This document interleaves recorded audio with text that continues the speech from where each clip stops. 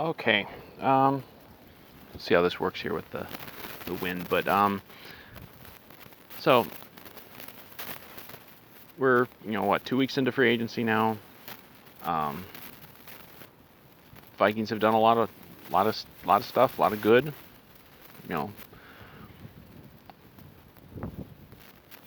And the reaction of the fan base has been, perplexing to say the least, but in some cases just absolutely mind-blowingly baffling. Because, yep, it's regarding Kirk. There's a segment of this fan base that's like mad that their Kirk Cousins is killing the cap and will prevent us from making any additions to the roster. That those narratives have failed. There's fans who are mad that this has happened. And I sure as fuck don't understand it.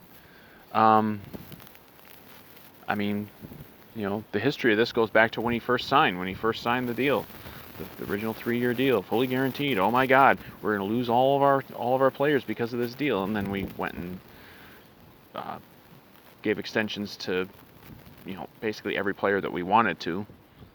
Most of them just in the few months after that. And then some of them have left since, like Rhodes and Joseph and Griffin. But guys that we basically were choosing to let go because of diminished play or just wanted to spend that money elsewhere. And then of course the same narrative came up when Kirk got the extension last year that, oh my God, this is going to kill our cap, we're going to lose even more players. No, it hasn't. Again, it hasn't happened.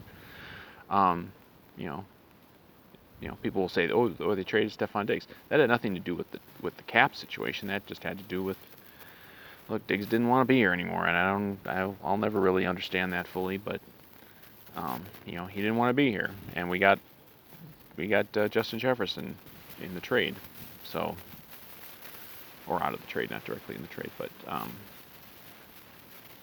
but here we are again. This is this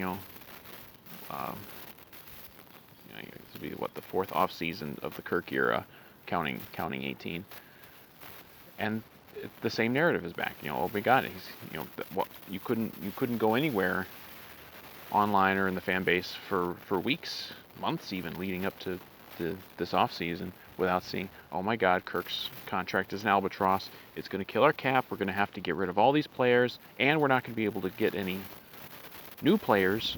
So we're just gonna be stuck. We're just gonna have the whole roster depleted, and all because of Kirk Cousins and his greed and his terrible contract. That's an albatross. And then that hasn't happened. Like, unless you're being completely dishonest, how you look at it, they've exceeded expectations as far as what they coming in looked like they could do with free agency. Like I thought, okay, they're definitely going to be able to get down under the cap with different cuts like Rudolph and Reef and Barr was talked about as a cut.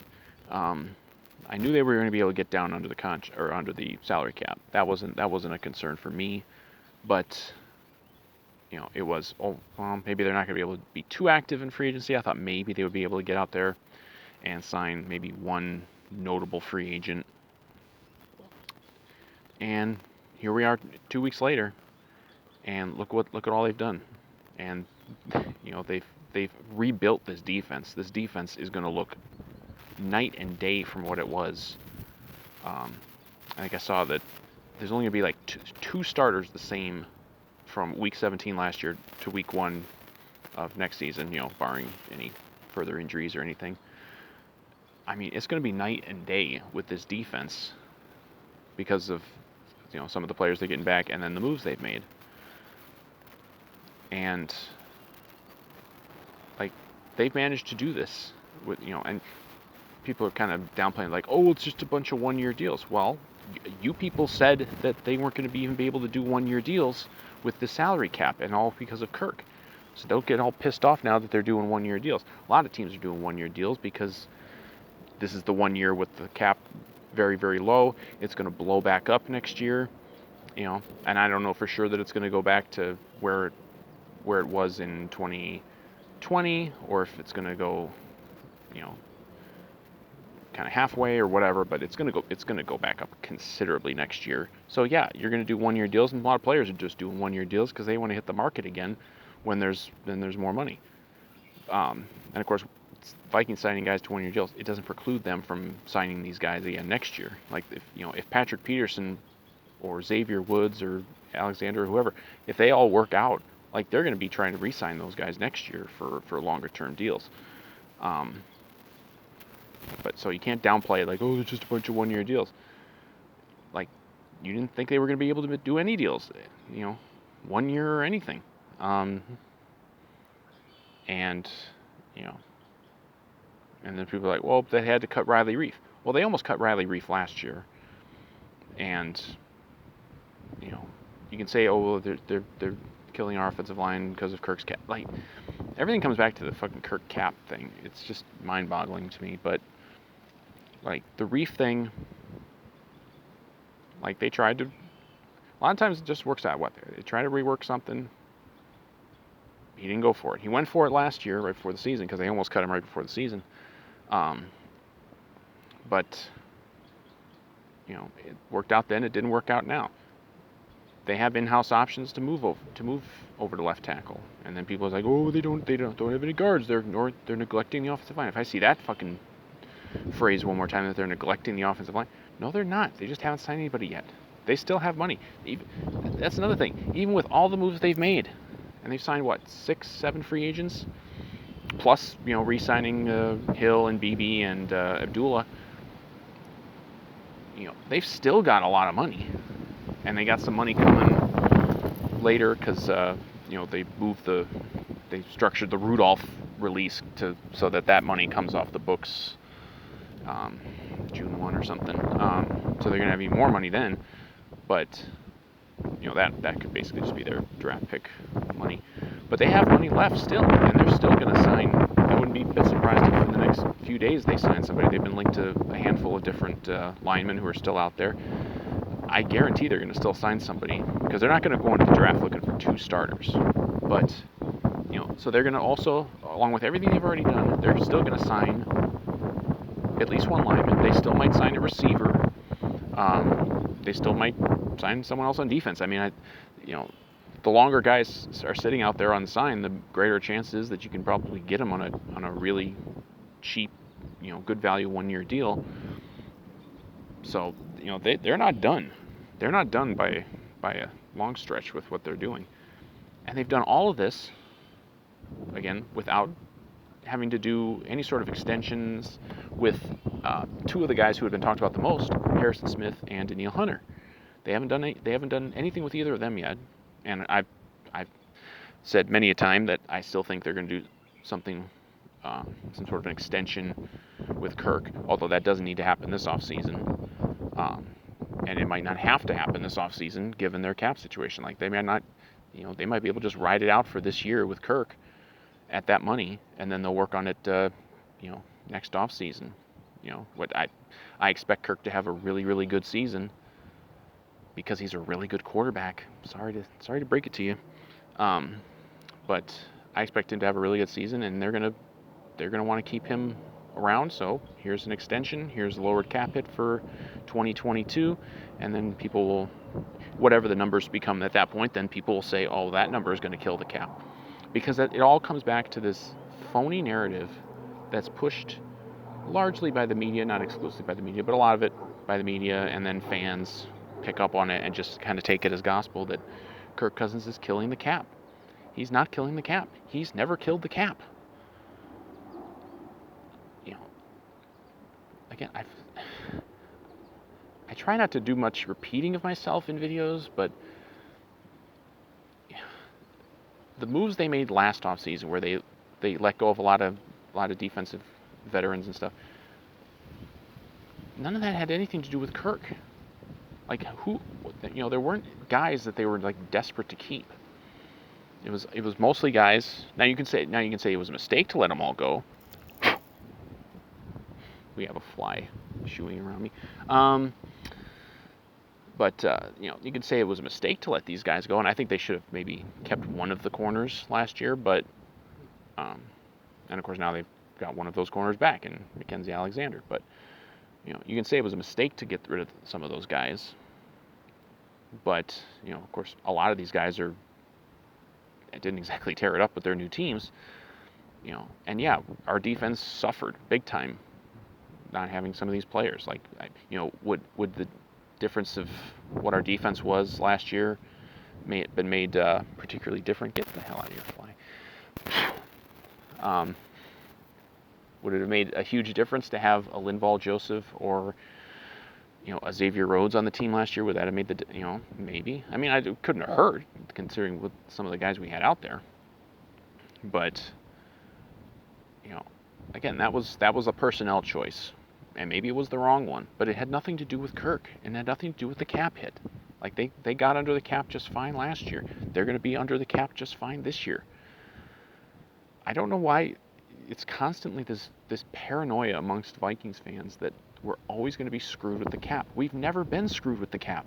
Not in recent memory anyway. Maybe years ago there were times where we got in cap hell, but we sure as fuck aren't there now. And they've made so many moves just this offseason already, completely independent of the Kirk contract. Like, there's nothing we have done or not done that the Kirk contract has had anything to do with. But you still get this every fucking day in this fan base that Kirk Cousins is killing our cap, that he's greedy. Of course, that's another one, that he's greedy for taking this money. He should take a pay cut just to show he's a team player.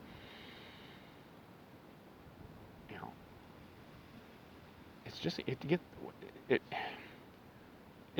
I hate bad narratives to begin with, like obviously false narratives. And that's just not in sports. That's just in life. When there's false narratives that are just repeated on a daily basis, that pisses me off enough. But when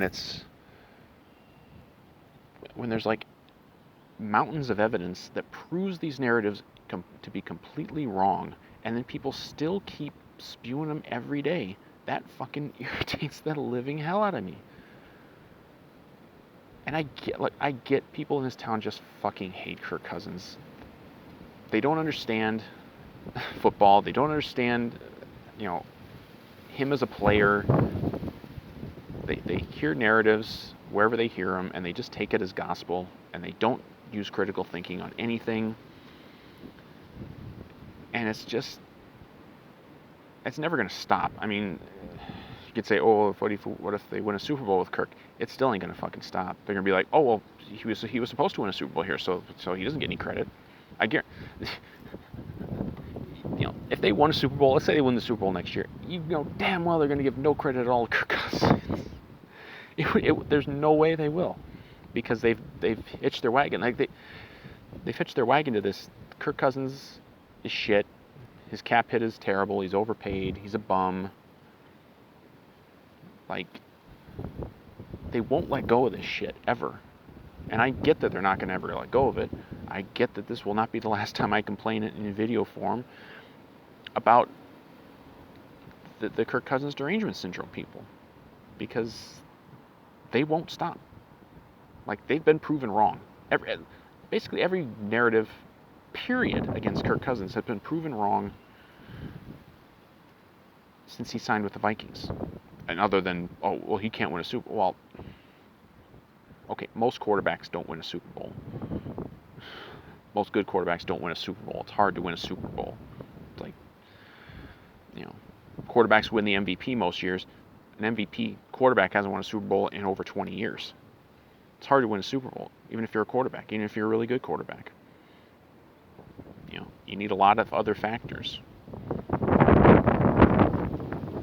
And, that doesn't mean we will win a Super Bowl with Kirk Cousins. It's hard to win a Super Bowl with anybody. Packers have won one with Rodgers. Saints won one with Breeze. Seahawks only got one with Wilson. Like, it's tough. Fucking tough to win a Super Bowl. The bar is not, he didn't win a Super Bowl, so therefore he's shit. But that seems to be the approach to this fan base is if Kirk doesn't win a Super Bowl, signing him was a mistake, and he's a bad quarterback.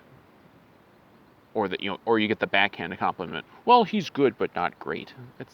They're just meaningless words. What's good but not great? You can win. Good quarterbacks have won Super Bowls. Great quarterbacks have failed to win Super Bowls. So these are just meaningless words that people throw out there that they think is like, if I say this word, I'm going to win the argument. Well, your narrative is wrong. Or when you see quarterback rankings and they're like, oh, Kirk isn't better than this quarterback. Well, based on what? Are there sure there's quarterbacks in the NFL I would certainly take over Kirk Cousins. Not as many as some people would take. But then it always comes back, well, I'd still rather have this quarterback because he's not getting paid as much. Well, yeah, because he's not as good, generally. It doesn't mean that the highest paid quarterbacks are the best quarterbacks, but, Kirk has earned his money. That's another thing people don't want to admit. He's earned his money. Now, if the argument is, well, he hasn't won a Super Bowl, so he hasn't earned his money, well, that's an insane argument. That's an impossible standard to hold a guy to. Win a Super Bowl, or you're a bum, and you shouldn't have ever been signed, and you should just give all your money back. Doesn't mean the Vikings are ever going to win a Super Bowl with Kirk Cousins. It doesn't mean they'll ever get to a Super Bowl with Kirk Cousins. It's hard, so many things factor in to whether or not a football team, T-E-A-M team, can win. But, and this is a narrative that spans the whole league, but where everything gets put on the quarterback, good or bad. It's like, no, it's a fucking team. It's a team game. The NFL doesn't want it to be a team game. The NFL's made it clear that they only care about star quarterbacks and only certain star quarterbacks. Really only one star quarterback that they care about. But, it is a team game. People are like, oh my God, they were 7-9 last year because of Kirk. No, they were 7-9 last year because they had a fucking horrid defense. The two issues last year were the defense and then offensive line. And I would put offensive line is their share of the blame, considerably smaller than the defense. But that ain't because of fucking Kirk. And they're like, oh, and then but the Kirk Cousins derangement syndrome people, they always have the excuse, the offensive line looks bad because Kirk isn't mobile enough. Well, the mobile quarterbacks get sacked just as much as the non-mobile quarterbacks. What do we hear from Seattle all the time? That Russell Wilson's offensive line isn't good, and that's killing him. Well, he's as mobile as they come. So why, look at the Super Bowl. Patrick Mahomes, incredibly mobile quarterback. His offensive line was awful in that game, and look what happened. People, that's one of the other fantasies is people think that if Kirk Cousins was just magically a mobile quarterback, that we'd look amazing. Well, no. I would take some of these mobile quarterbacks ahead of Kirk Cousins, but not because of their mobility, just because of their quality as a quarterback. I would take a Russell Wilson or a Patrick Mahomes over Kirk, but those are not things that present themselves. And I just don't get it. I just don't. I'll never understand. I always say it, I just don't get it. I don't get the hate. I don't understand it. Maybe it'd be different if this was a football market where, I hate that fly almost as much as I hate the Kirk Cousins haters at this point. But it'd be different maybe if we were, in a market with a team that's had just a string of top-notch quarterbacks, Hall of Famers for years, like Green Bay or like the 49ers or somebody. But it's I would think we would appreciate a really good quarterback more than other fan bases, because we've had pop-up years from Favre. We had, a couple really good years from Culpepper. We had a really good year or two from Warren Moon. We even had a pretty good year from Bradford. Like we've had, and I guess Keenum, if you want to throw him in there too. Like we've had some individual seasons here or there with really good quarterback play, but nothing consistent, nothing year to year that really lasts. And now we've had this guy. We've got Kirk for, well, it will be 4 years. Playing really top-notch football most of the time. Doesn't mean you're immune from ever having a bad game. But for the vast majority of his games here, he has been very good. And even better compared to what we've had in this town. And it's really amazing to me that we don't appreciate it. Like, I don't know. Like internet was around like when Culpepper was here and at his peak. I don't know, were people like really picking apart Culpepper, like peak Culpepper to this degree? Or even Favre,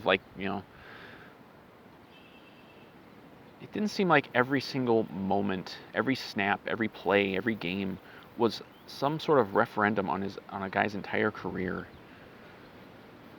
And it's just weird. It's just so weird to me that this is like the hill that so many Vikings fans have chosen to die on, is that Kirk Cousins is the problem with the team. He's holding us back. He's ruined our cap. He's this and that.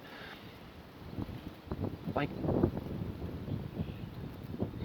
people are like, oh, well, haven't made the playoffs 2 of his 3 years here. Well, did you watch the games? Did you really think that that's all on Kirk? You can say, oh, well, if when he's getting paid that much, he should just automatically overcome it. Well, did you watch the fucking Super Bowl? You can be the best quarterback in the NFL, and if things aren't going your way, you can't just automatically overcome everything. Like, Patrick Mahomes is a cheat code a lot of the time, but even he can't do it every time. Even Aaron Rodgers can't do it every time. Like, that's just not how it works. And like, I know this is going to stop. It's just, we could, I still think we're going to sign a lineman here, free agency, maybe even 2, and we're definitely going to hit the offensive line hard in the draft. We're still going to come out of this offseason with a lot more personnel for the offensive line, but it's not going to change the narrative. The narrative is just going to stay there. It's always going to be Kirk killed our cap. He's preventing us from doing this and that. Like, okay, if you wanted to just sign Joe Thuney and just give every dollar that we possibly could have had in free agency to one guy, okay, I guess you could have done that, assuming the contract you would offer him would be something that he'd take. But then they couldn't do everything. And then they'll say, oh, well, see, we couldn't do everything because of Kirk. Like, they've always got the out. Like, whatever we do, well, we could have done more if not for Kirk. They'll say they'll say we wouldn't do anything because of Kirk. We do a lot of stuff, and then they'll say, well, we could have done more if not for Kirk. Like, it's never going to be enough. It's never going to be enough for these people. I mean, the Vikings have had a fantastic offseason to this point. And, if they hit it good in the draft, I mean, last year they had a really good draft class. If they have another draft class along those lines this year, this is going to be a really fucking good team next year. But a lot of these same people don't want the Vikings to be good. They don't. Like, the most terrifying thing in the world for some of these Kirk Cousins derangement syndrome people is the Vikings having a really good season, and let's say they did finally win it all, or just make deep playoff runs, with consistency or whatever. Go to an NFC Championship game, win it, and then lose the Super Bowl. Something like that. Anything. That terrifies these people, because they would rather be right about their Kirk Cousins narratives long after they've all been proven false. They would rather be right about their narratives than to see the team they claim to be a fan of win, and win big.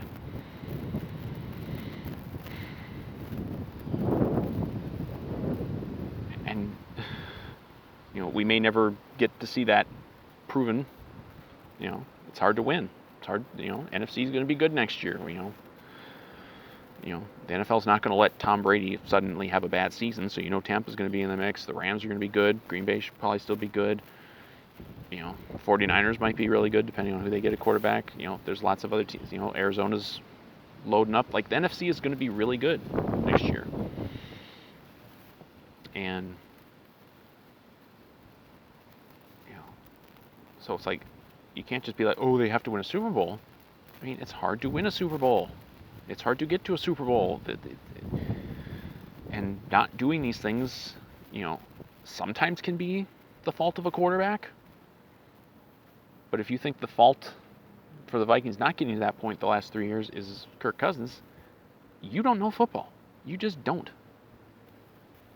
You're believing things that are you're just believing things that are wrong and that have been proven wrong. And I'm not in the business of trying to convince people. Like, I'm not someone who's like, I want to change opinions.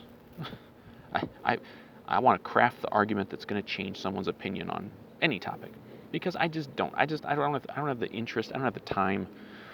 I don't have the desire to do that.